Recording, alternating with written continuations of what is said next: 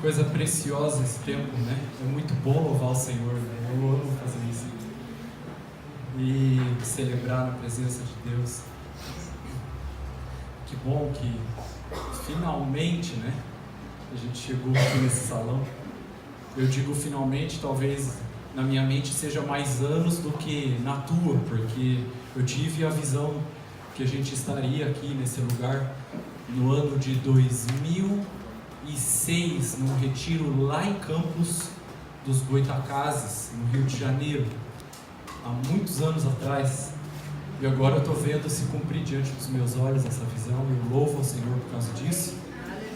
E também trago a bênção e o abraço dos irmãos da cidade de Campo Belo, Pedro Leopoldo e Belo Horizonte, as 3 cidades em Minas Gerais. Eu e o Sérgio Sakai tivemos ali, foi uma jornada de 11 dias, e eu digo para o Sérgio Sakai que foi a nossa segunda viagem missionária, porque é a segunda vez que a gente vai para lá, e foi um tempo muito precioso. E semana que vem eu saio de viagem de novo. Quarta-feira eu recebo uma família de Araçatuba em casa. Na quinta-feira eu saio com eles para Araçatuba e volto na outra segunda. Depois eu preciso que os irmãos orem por mim, me enviando, por favor. Amém? Salmo 133, um texto super conhecido por muitos. O Senhor me deu uma palavra sobre esse salmo que eu quero compartilhar com vocês hoje. Salmo 133.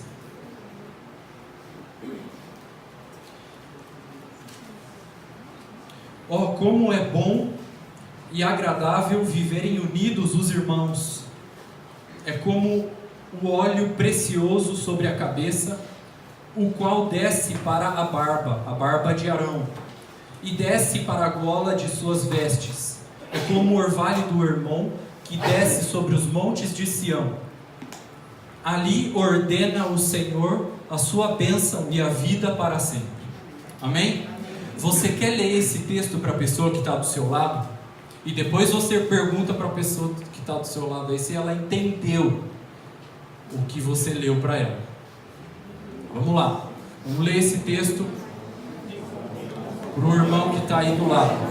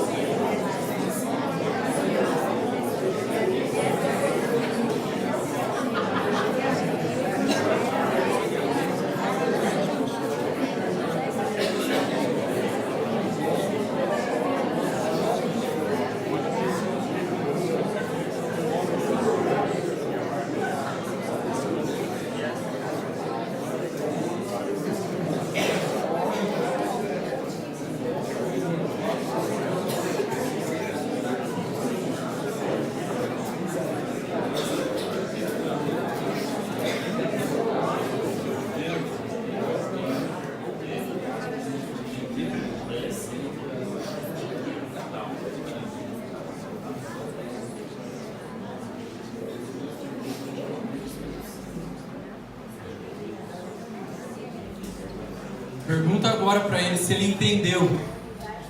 Você entendeu, meu irmão, esse texto? Gente, basicamente, o que esse texto está falando? Primeira coisa que vem na tua cabeça, Salmo 133. Os irmãos viverem em união. Basicamente é isso que está falando o texto. Esse texto está revelando sobre a unidade, que Deus quer unidade na igreja. Deus quer a igreja viva, Deus quer que a igreja viva em unidade. Basicamente é isso que o texto está falando. Quão bom e agradável viverem unidos os irmãos. Amém? É isso, você entendeu o texto. Quer dizer para a pessoa que está do seu lado, esse texto fala de unidade.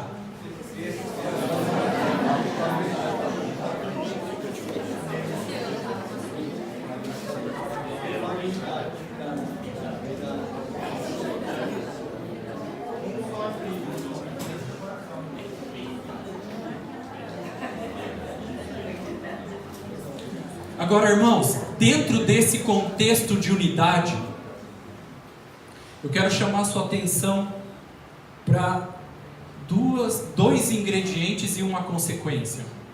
Os dois ingredientes para essa unidade acontecer. Os dois ingredientes para essa unidade acontecer está no versículo 2: óleo sobre a cabeça e óleo sobre a barba.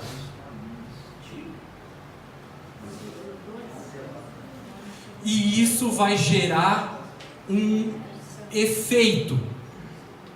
Que efeito é esse? Final do versículo 3: Deus ordena a sua bênção e a vida. Então é mais ou menos como causa e efeito.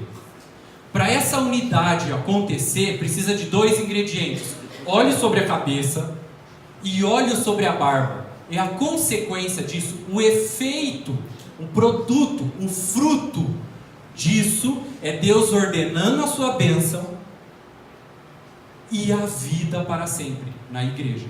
Então, se nós quisermos uma igreja onde Deus ordena a sua bênção, se nós queremos uma igreja onde Deus ordena a vida para sempre, nós precisamos viver em unidade, com dois ingredientes indispensáveis, que vai gerar esse produto.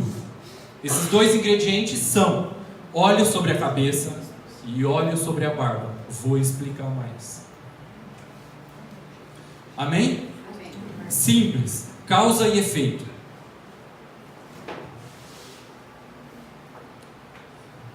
Mas a gente não pode falar sobre esses ingredientes aqui da unidade sem falar da pessoa de Jesus.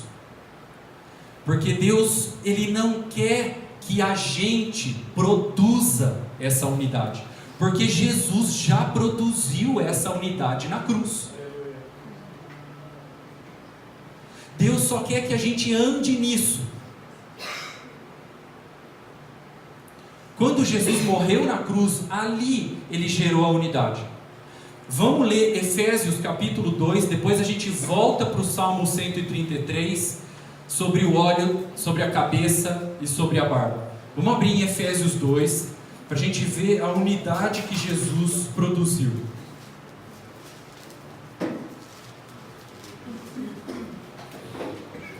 Efésios capítulo 2, versículo 14.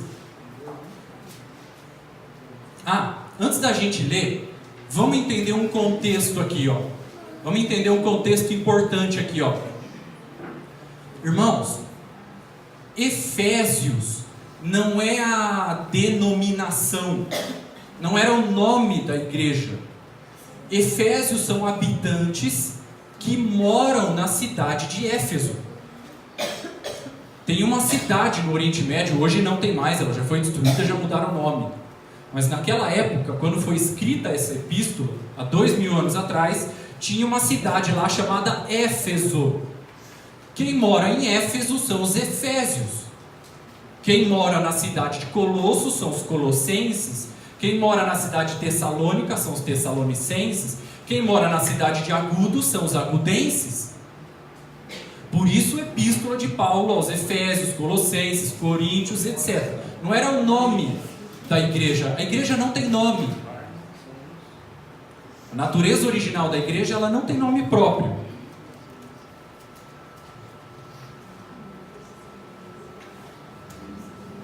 Amém? Nós não vamos na igreja. Nós somos igreja. Isso daqui não é igreja. Isso daqui é um prédio, um salão, um edifício de tijolo e cimento.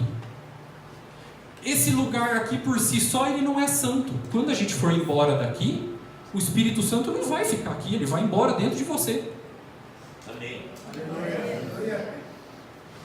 Se Pedro, o apóstolo, tivesse sentado aqui agora, e a gente perguntasse: ô Pedro, muito prazer, meu nome é Márcio, deixa eu contar uma novidade para você, Pedro.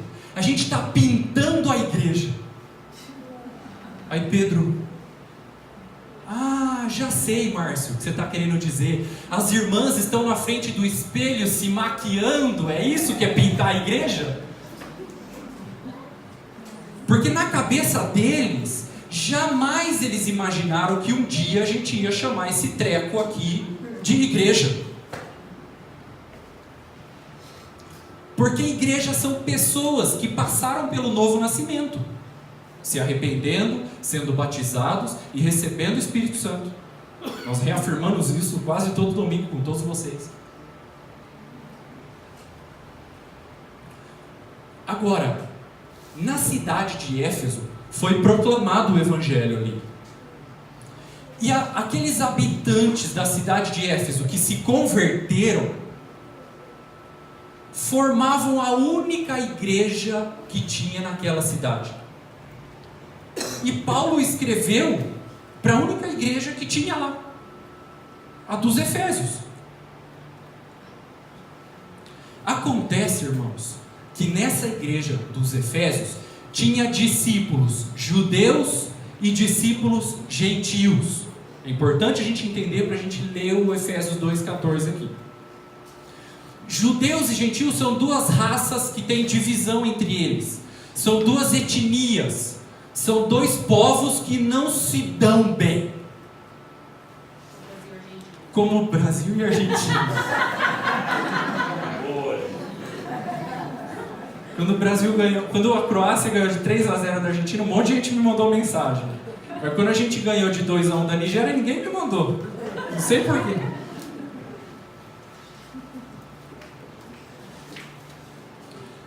São dois povos que não se dão. Tinha divisão entre esses dois povos.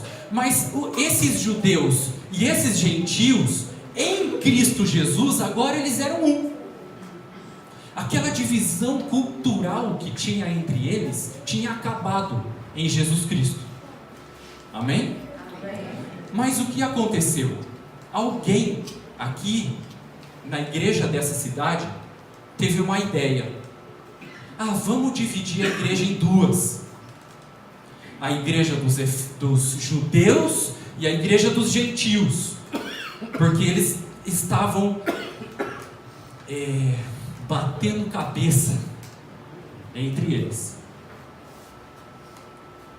Então alguém teve uma ideia. Vamos dividir a igreja em duas. A igreja dos gentios e a igreja dos judeus. Porque Deus é um Deus de paz, assim a gente não vai brigar. Então vamos dividir. Quando Paulo ficou sabendo disso, ele escreveu essa carta. E aí, ele disse isso daqui, ó. Efésios 2,14.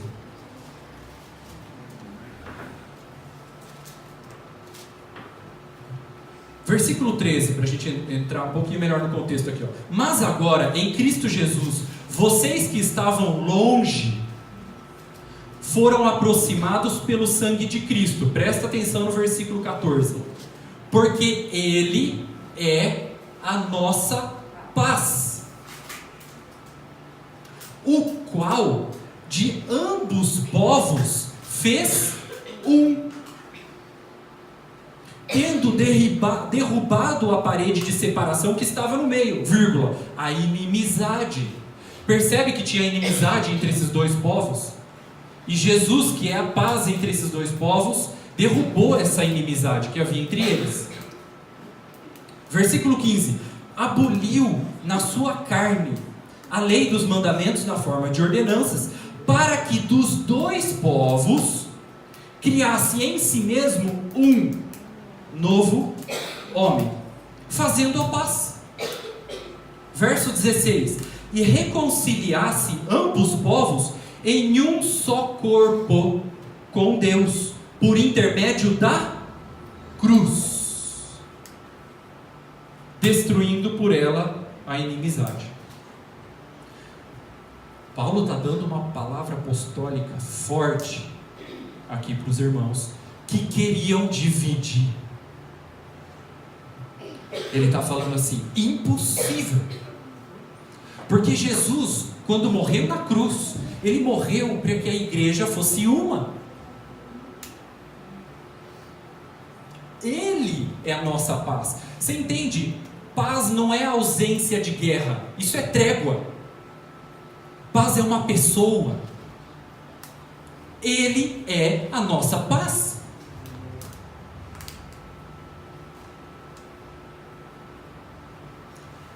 cruz. Jesus Cristo morreu para que a gente fosse um. Para nós, a unidade é assunto de discussão. Para Jesus é caso de vida ou morte.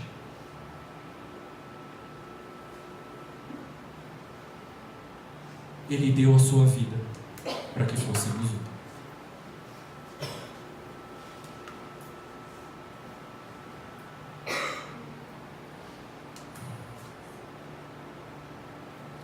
Jesus Cristo produziu a unidade na cruz. Agora vamos entrar naqueles 2 ingredientes que nós precisamos aplicar na nossa vida, na prática, para andar nessa unidade. Vamos voltar lá para o Salmo 133.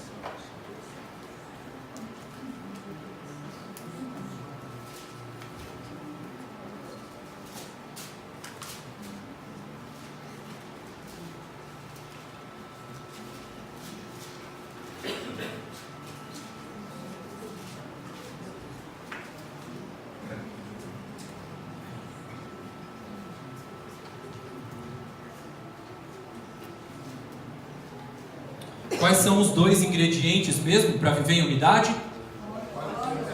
E óleo sobre a barba. Irmãos, óleo sobre a cabeça fala de sabedoria. Para viver em unidade nós precisamos ter sabedoria, porque aqui é onde nós armazenamos a sabedoria, na cabeça. Para viver em unidade nós precisamos ter sabedoria, irmãos.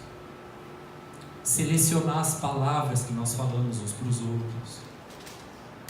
Você é burro. Você não faz nada direito. Ah lá, tá vendo de novo isso? Por que será que em Provérbios está escrito que o poder da vida e da morte está na língua? As coisas que nós falamos, a palavra dura, ela divide, irmãos. Ela divide a igreja. O poder da vida e da morte está na língua. O que tem saído da sua boca em direção aos teus irmãos? Nós precisamos de sabedoria para viver em unidade. Acho que é o Provérbios de 15:1 fala que a resposta dura provoca a ira, mas a palavra branda desvia o furor. Nós precisamos de sabedoria para viver em unidade. Não existe unidade sem sabedoria, irmãos. Nós precisamos de sabedoria para lidar uns com os outros.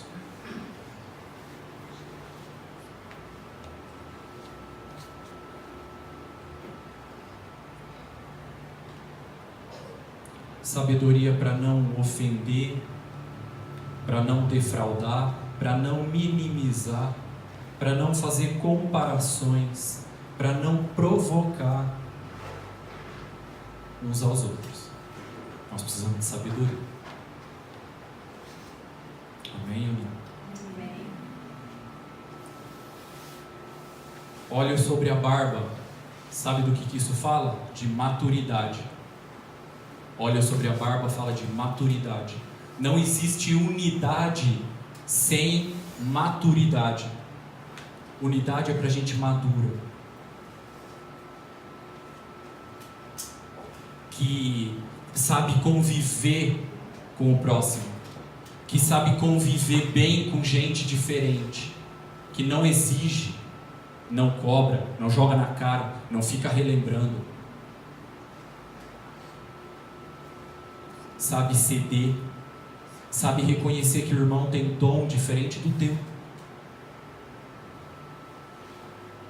que não mede o próximo com a sua forma. O irmão tem a impressão digital dele, tem o dom dele, tem o chamado dele, diferente do teu. Nós precisamos ter maturidade para saber conviver bem, para não ser dodói. Ah, o Josué não me cumprimentou, não vou na reunião também. E faz um bico desse tamanho.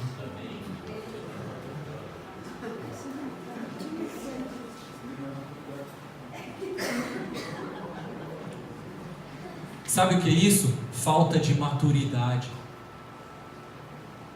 Unidade, irmãos, é para gente madura. Óleo sobre a barba fala de maturidade. Gente que sabe perdoar. Gente que sabe amar.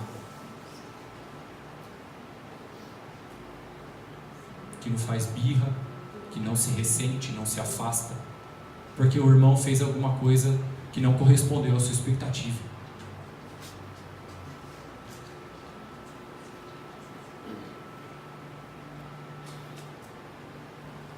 Cuidado, porque a sua imaturidade pode causar divisão, provocar facções no meio da igreja.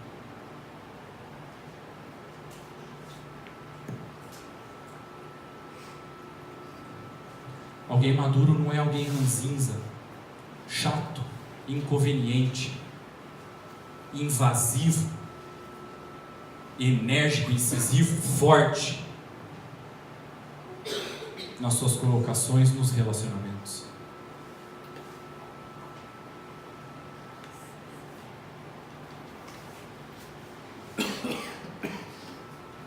Olhe sobre a barba, fala de maturidade para respeitar a opinião do irmão, que é diferente da tua.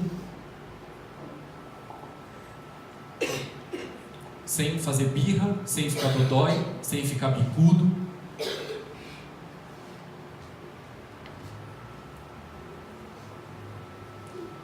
Maturidade fala de reconhecer que o irmão, na sua diferença, soma e agrega valores na minha vida. Reconhecer que Deus é glorificado através do ministério do irmão. Reconhecer que Deus usa os companheiros, os irmãos, para falar comigo.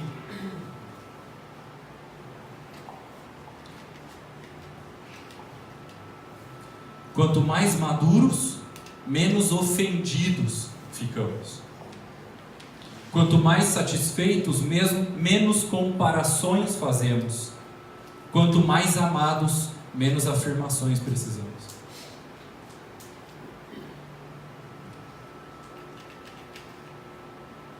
A sua capacidade e a sua maturidade de amar o próximo é o que determina o crescimento da igreja.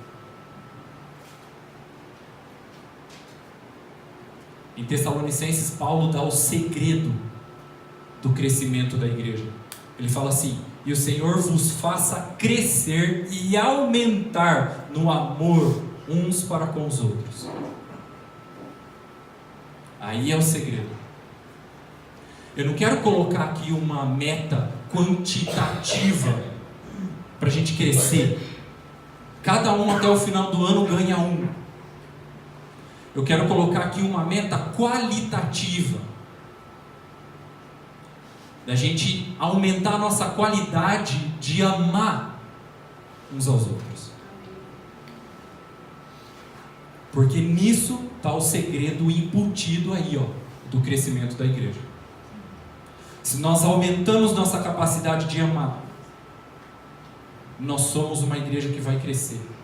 Nós somos uma igreja em potencial crescimento. Mas isso, irmãos, é responsabilidade de cada um de nós aqui.